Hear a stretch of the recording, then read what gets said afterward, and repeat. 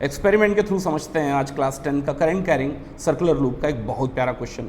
जैसा कि आप देख सकते हैं ये क्वेश्चन 3 पार्ट में बटा हुआ है। पहले पार्ट में 1, 2 और 3 पे मैग्नेटिक फील्ड का पैटर्न पता चलना चाहिए अपने को। दूसरा, सेंटर पे मैग्नेटिक फील्ड का स्ट्रेंथ ऐसे किन किन पैरामीटर्स से चेंज होगा, मैं एक्सपेरिमेंटली इसको दिखाऊंगा। और तीसरा, अगर ये लूप ना होकर करंट कैरिंग स्ट्रेट कंडक्टर होता तो किस रूल के थ्रू आप मैग्नेटिक फील्ड का पैटर्न जानेंगे। तो इसके लिए मैंने लिया है मोबाइल में होता है कंपास, और कंपास कहीं ना कहीं एक ऐसा सेंसिटिव डिवाइस पे वर्क करता है जो मैग्नेटिक फील्ड का स्ट्रेंथ चेक करता है। जैसे आप देख सकते हैं मैग्नेटिक फ्लक्स डेंसिटी टेस्ला में कैलकुलेट होती है जो है 34-33 के आसपास। क्यों है? क्योंकि अर्थ का भी खुद का एसोसिएटिव मैग्नेटिक फील्ड है। दूसरा, आसपास में वायर हैं, करंट कैरी कर रहे हैं तो थोड़ा बहुत मैग्नेटिक फील्ड आएगा। इवन हमारे नेटवर्क जिसके थ्रू आप अपना मोबाइल कम्युनिकेशन इस्टेब्लिश करते हैं, जियो, रिलायंस, ये इलेक्ट्रोमैग्नेटिक वेव्स पे काम करता है, उनके साथ भी मैग्नेटिक फील्ड एसोसिएट होते हैं। तो आप ये बोल सकते हैं 34 के आसपास इसका बैकग्राउंड मैग्नेटिक फील्ड है, मैग्नेटिक फ्लक्स डेंसिटी है इन माइक्रो टेस्ला। अब मैं ये चेक करता हूँ कि यहाँ कहाँ वो डिवाइस या सेंसर लगा हुआ है जो मैग्नेटिक फील्ड के स्ट्रेंथ को चेक कर रहा है। तो इसके लिए मैंने लाया एक परमानेंट मैग्नेट, और जहाँ इसकी स्ट्रेंथ सबसे ज़्यादा दिखाएगी, मैम यहाँ दिखाएंगे, जहाँ इसकी स्ट्रेंथ सबसे ज़्यादा दिखाएगी आप मान के चलेंगे लगभग सेंसर यहीं लगा है। तो लगभग सेंसर जो है ना इस मोबाइल के अंदर यहाँ पर लगा हुआ है, देख सकते हैं ये, ठीक है। अब क्या करते हैं, इसको मैंने रिमूव किया। अब इसके लिए सबसे पहले मैं क्या लेके आ रहा हूँ, करंट कैरिंग कंडक्टर, और ट्राई करूंगा कि ये पोर्शन ना इस सर्कुलर लूप के सेंटर में हो।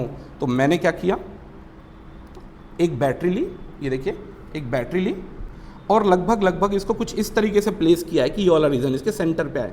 देखिए मैग्नेटिक फील्ड में रेस देखने को मिल रहा है कितना, लगभग 80 माइक्रो टेस्ला के आसपास। लेकिन अगर यही बैटरी को मैं एक की जगह में 2 कर दूं, चूंकि इस पाथ का रेजिस्टेंस तो फिक्स्ड है और वोल्टेज डिफरेंस बढ़ाएंगे तो करंट बढ़ेगा, और अगर करंट बढ़ेगा तो देखिए इसका मैग्नेटिक फील्ड स्ट्रेंथ जो है वो कहाँ तक जा रहा है, 130 तक जा रहा है। तो बैकग्राउंड कहाँ 30 तक था, 30-35 तक, जो 80 तक गया एक सेल से, और ये अब 2 गुना हो गया है।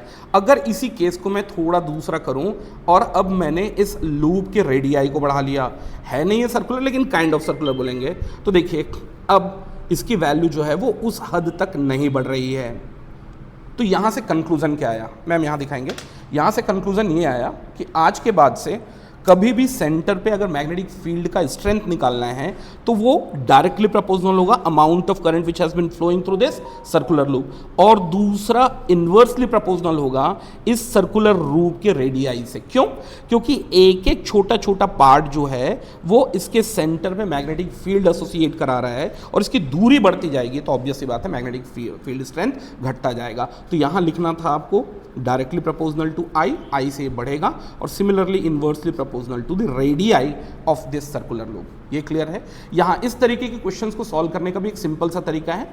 ये कहीं ना कहीं करंट कैरिंग स्ट्रेट कंडक्टर है। आप 11th-12th में पढ़ेंगे, जब इन्फाइनाइटली छोटे छोटे टुकड़ों में इसको तोड़ देंगे तो आप इसको अभी भी करंट कैरिंग स्ट्रेट कंडक्टर ही मान सकते हैं। तो आप कुछ ना करें इसको, यहाँ अगर करंट का डायरेक्शन इस तरीके से है, इस तरीके से है, तो आप यहाँ अपना थंब प्लेस करें तो जो मैग्नेटिक फील्ड का डायरेक्शन होगा ना वो कुछ अंदर की तरफ होगा, और यहाँ आपको एग्जैक्टली इस तरीके से बनाना था। एक लूप बनता है यहाँ पर जो अंदर की तरफ होगा, और यहाँ दो एक स्पेसिफिक कंडीशन है, ध्यान देंगे, सब के सब छोटे छोटे पार्ट चूंकि अंदर की तरफ मैग्नेटिक फील्ड लगा रहे हैं तो ये होगा परपेंडिकुलर डाउन साइड। ये परपेंडिकुलर डाउन साइड नहीं होगा, थोड़ा सा ध्यान देंगे, ये सर्कुलर इन नेचर होगा। यहाँ भी आप निकाल सकते हैं, कैसे निकालेंगे, अब यहाँ फिर से अपना ये रखें, थंब रखें, और ये सर्कल बनाता हो जाएगा, यहाँ रिंग बनेगा, ध्यान देना, it's a kind of ring, keep in mind, it's a kind of ring, जो कहाँ होगा, इनसाइड होगा, इनसाइड। ये इस तरीके से बनाना था, और ये अंदर की तरफ यहाँ ये रिंग बनेंगे, ठीक है। Last never the least, last question क्या है देखेंगे, नेम द रूल। ऑब्वियस सी बात है, अगर ये लूप ना होके अगर स्ट्रेट करंट कैरिंग कंडक्टर होता, मैम दिखाएंगे एक बार, करंट कैरिंग कंडक्टर होता तो इस समय इसका मैग्नेटिक फील्ड निकालने के लिए, डायरेक्शन निकालने के लिए, जिस डायरेक्शन में करंट फ्लो रहा है, मैं थंब प्लेस करता। जैसे कि एक छोटा सा एग्जांपल ले लिया, अगर मान लो ये पॉजिटिव साइड है और ये निगेटिव साइड है, ये निगेटिव साइड है, तो आपको ऑलरेडी पता है कि फ्लो ऑफ करंट जो है वो इस डायरेक्शन में फ्लो होने वाला है, इस डायरेक्शन में, उस डायरेक्शन में थंब रखते और मैग्नेटिक फील्ड का डायरेक्शन निकल चुका होता। तो यहाँ आपको लिखना था लास्ट में right hand thumb rule. Is it being clear? और ये फॉर्मूला एग्जैक्टली आपकी बी की वैल्यू कैलकुलेट करके देता है, जहाँ म्यू नॉट है परमेबिलिटी, कि इस रीजन में मटेरियल कैसा है, R and I is clearly known. Thank you, thanks a lot.